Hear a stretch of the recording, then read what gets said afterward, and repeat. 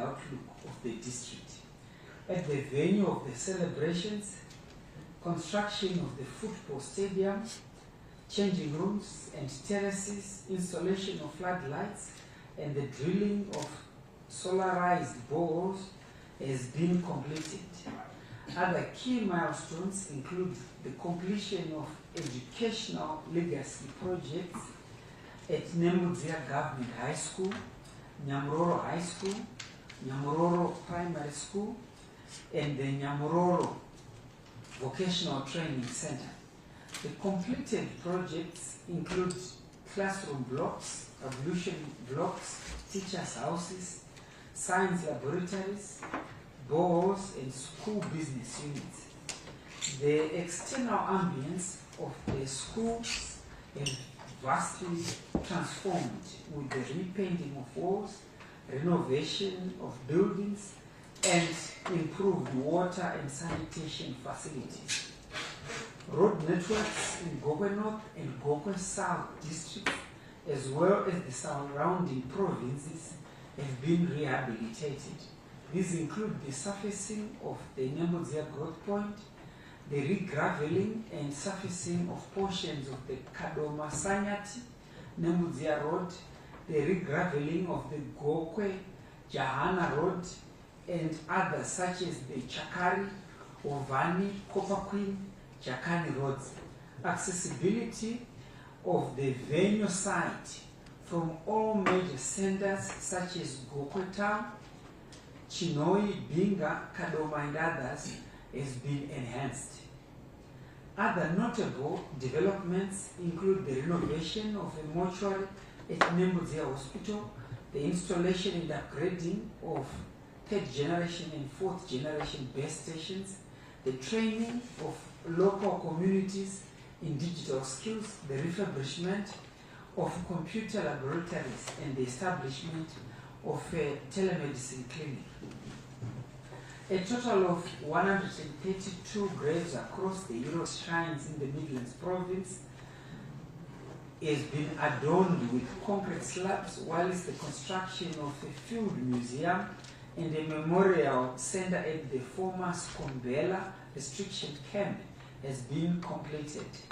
Other places of significance to the country's liberation struggle, such as Konmara and Mtapa Hall, have already been facelifted. Meanwhile, all the necessary logistical arrangements, sporting and cultural performances are on course for a resounding 45th Independence Day anniversary celebrations and the 2025 Children's Party. Cabinet considered and approved the Energy Compact for the Republic of Zimbabwe. The compact is in terms of the Dar es Salaam Declaration on the African Heads of State in terms of the Energy Summit held on the 27th to the 18th of January 2025. Zimbabwe signed the declaration whose main objective is called the Mission 300, with aims to increase the number of Africans accessing electricity by the year 2030. Members are required to develop and submit energy compacts for their respective countries.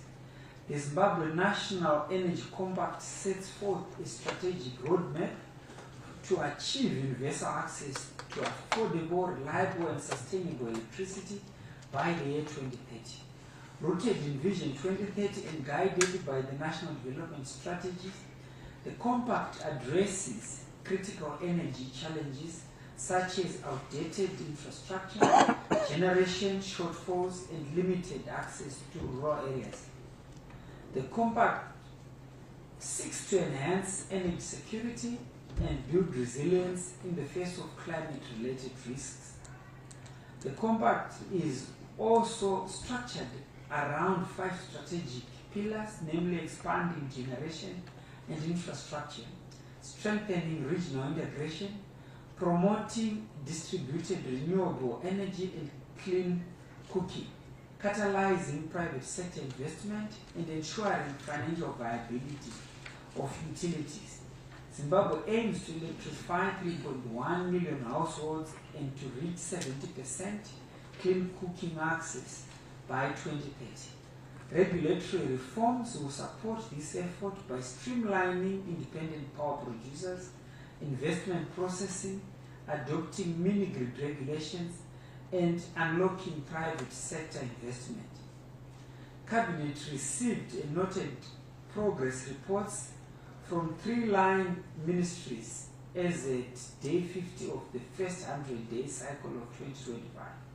In terms of image building pillar of the National Development Strategy 1, the Ministry of Foreign Affairs and International Trade highlighted the following achievements: the renovation of public spaces at the head office in Harare Metropolitan Province, which is almost complete, and the construction of the Zimbabwe Abuja residence and staff apartments, which is at 50% in terms of completion, whilst the renovation works of the Zimbabwe Pretoria staff accommodation and the Zimbabwe Berlin official residence and the Zimbabwe London official residence are ongoing.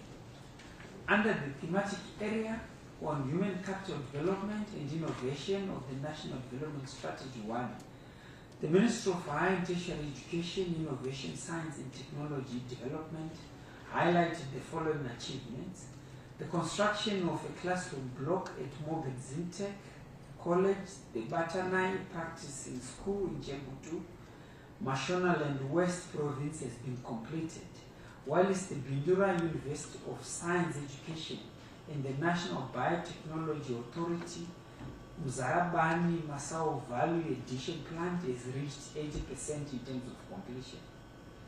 Roof extension of the traditional grains processing plant at Great Zimbabwe University, the Chiri Innovation Center for Dryland Agriculture in Masvingo Province has reached 65% in terms of completion, while construction of the Manicaland State University of Applied Sciences Students' Hostels in Motare, Manicaland Province is underway. Other ongoing projects include the Chile Information Technology Communication Workshop in Masvingo Province, finishings and fittings at Rwanda State University Agro Innovation Center, and the Midlands State University Kwekwe Law School in Midlands Province. Under the Environmental Protection, Climate Resilience and Natural Resources Management pillar in terms of the National Development Strategy 1, the Ministry of Tourism and Hospitality Industry highlighted the following achievements: the construction of a 70-room hotel and 500-seater conference facility in Kariba, Mashonaland West Province has reached 65% and 90% respectively, whilst finishings and finishing of Block A and B and the construction of a conference facility in Nyanga, Manicaland Province is progressing well. The construction of chalets and restaurant and bar at Holy Cross Dam in Chirumanzu, Midlands Province has reached 60% and 70% in terms of completion respectively. The branding of the Joshua Rukabo Konyongolo International Airport in Bulawayo Metropolitan Province has been completed, whilst the Victoria Falls International Airport in Matabeleland North Province has reached 90% in terms of completion. The refurbishment of the conference room at Hyatt Regents Hotel in Harare Metropolitan Province was completed and commissioned, and the construction of camp tents, chalets, kitchen and gazebo at Nyagambe campsite in Chiredzi Masvingo Province has been completed, with construction of staff housing having reached 90% in terms of completion. The construction of a 10-floor hotel core building structure and installation of fittings up to the 4th floor at AATC Hotel in Harare Metropolitan Province has been completed, whilst the construction of a 550 capacity conference facility at the hotel is almost complete. The construction of a pitch and installation of stadium turf at Moso Atunya Cricket Stadium in Wange, Matabeleland North is on track. Cabinet also received a report in terms of the visit to Uganda for the 11th session of the Africa Regional Forum on Sustainable Development. His Excellency the President, Dr. Idi Mnangagwa, who is the chairperson of SADC, attended the 11th session of the Africa Regional Forum on Sustainable Development from the 9th to the 11th in Kampala, Uganda. The major outcome of the visit was the adoption of the Kampala Declaration committing the heads of state and governments to sustainable, inclusive, science and evidence-based solutions for scaling up, financing and implementing the 2030 Agenda and Agenda 2063. The platform provides an invaluable opportunity for the President to hold a fruitful bilateral meeting with the President of the Republic of Uganda, President Museveni, as well as other several side events on the margins of the forum, with the major ones being the 6th Africa Climate and Sustainable Development Goals Forum, the 7th Africa Regional Science, Technology and Innovation Forum, and the 8th African Leadership Forum. I thank you. Thank you very much, Honorable Minister and Chair of the session, for presenting today's Cabinet highlights. We now move to the first round of 3 questions. After those questions, we ask the ministers to respond, then we move to the second and last round of 3 questions. Yes, can we start? Yes, sir. Good afternoon. Wallace Fushito from the Herald newspaper. My question is directed to Honorable Minister of Local Government. When the Honorable Minister was making his presentation, he said preparations were almost complete. So my question is, when will they be 100% complete? Thank you. Thank you very much.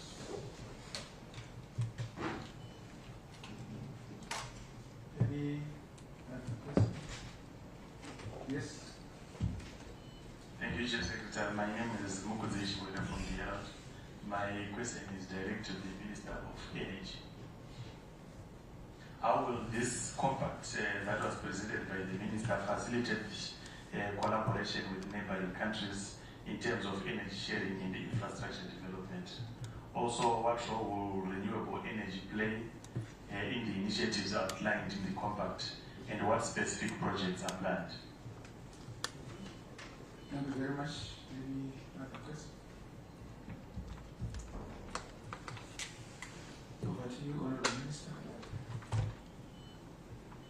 Thank you, Dr. Rushwa. The first question is to Honorable Garwe. When will the independence preparation be 100% complete? Thank you very much, Honorable Chair. We also thank the member who asked the question. This report was prepared on the 9th of April when we were in for presentation to Cabinet today. As we speak, the facilities are 100% complete. We've done final inspections and we are ready to go. Thank you. And the second question is to the Minister of Energy in terms of what role will renewable energy play in terms of the compact. Honorable Moyo. Thank you. I thought the question asked 2 questions. The first one being regional integration, how this compact helped. The first part of the compact deals with internal generation in Zimbabwe, and we looked at all our generation capacities in terms of all the resource-based capacities of thermal and renewable energy. But for the regional aspect, we need to have interconnectors. We are already, as Zimbabwe, interconnected to South Africa through 400 kVA line from Lavayo to Matimba. We are connected with Mozambique with another 400 kVA from Bindura to Songo, near Kaparabasa. We are also connected with another 400 kVA to Zambia. And that connection also was strengthened with the help of Zimbabwe and Zambia together with DRC, so that we can access electricity from DRC. What we were lacking, we are connected to Botswana because they are connected to South Africa. We are connected also to Mozambique, the southern part of Mozambique, through South Africa because of our interconnections. What we were lacking are the interconnectors between Zambia and Tanzania, which we hope will be completed in the next few years. Maybe the other part that was lacking was the Zambian part to extend to the border. But from the Tanzanian side, they've already been financed and they are constructing an interconnector that will connect with Zambia. Once that happens, we will have access not just to the SADC region, which are the 12 countries which are connected right now, but we will have connections into East Africa because Tanzania is already connected to Kenya, Uganda, Burundi, and Rwanda, as well as the interconnection between Kenya and Ethiopia. Ultimately, you can end up saying we will really be connected to the Eastern Seaboard, Southern Africa, East Africa, and North Africa, the part that goes to Egypt. So those interconnectors are very important. We are not at present connected to Angola, and there is a projection to connect Angola with Zambia, and that project is ongoing right now. So Southern Africa will totally be interconnected. The only other countries that are not interconnected, and there has been a lot of discussion of how we do it, are the island members of SADC, Mauritius, Seychelles, and Madagascar. And those discussions are also, those countries are saying we need to be interconnected. So the Southern African Power Pool, which is based here in Zimbabwe, is already marketing electricity throughout the SADC region at present to the 12 countries. Whoever has a shortage can send, can ask another one with access to supply electricity. So the compact, our compact Zimbabwe, sitting in the center of the SADC region, addressing those issues. The new ones, the interconnectors that we want to have is Zambia, is Zimbabwe, Zambia, Botswana, and Namibia, Sisogona. That has been designed, and this is meant to strengthen the interconnectors. Then we have another interconnection which is also under discussion and funding, is Mosisa. Mosisa will interconnect Mozambique, Zimbabwe, and South Africa. Malawi is having a project right now which is interconnecting with Mozambique. So that completes the whole picture of how Zimbabwe will play its role in the marketing of electricity among SADC countries. As to what role will renewable have, we obviously have stepped up our renewable energy market. Most households now have solar panels, first for their own use, but ZESA is giving everybody an opportunity to have a net metering meter, so that when you are not using your solar energy, you can send it to the grid and you will be given credits. So when you are using, say in the evening, when you might be using ZESA, if you have been sending your solar energy to ZESA, they will net meter and give you credits. That is growing. At present, we are already having 32 megawatts in relation to what is coming from solar in terms of net metering. Then there are these captive power producers. Some of them are having enough for themselves and they are selling to the grid. Some of them have invested very big. If you go to Ngezi, at halfway there, you will see that they put a 35 megawatt power station of solar. So renewable energy is becoming very important. We have studied the wind in Zimbabwe, and right now we have 3 sites which we wanting to believe the wind is strong enough for them to produce enough energy from wind, which is renewable. But ultimately, our number 1 renewable energy is water, hydro. Yes, climate change has impacted on us, and but we still think on the Zambezi River that there are sites where we can do what is called run of the river. Rather than building a big reservoir, you just build enough to create pressure, and even when there is less rain, we will be able to generate. So Batoga is one of them. There are others, gorges below. All our dams, Mkirikwi is now giving us 5 megawatts, and there is a consortium of pension funds who are going to be building at Chugwinkosi another 15 megawatts. But some of the small dams that we ignored in the past are also going to be producing. Finally, we also are saying maybe even Kariba, rather than us looking at it with investors who are willing to put a 6. Very much, Honourable Ministers, for responding to those questions. Then we move to the final round, 3. Thank you so much, Chief Secretary. Thank you so much, Chair. Targets that you want to achieve by 2030 implementation, probably if you could break it down in terms of first year going forward until we get to 2030. Thank you. Over to you, Minister.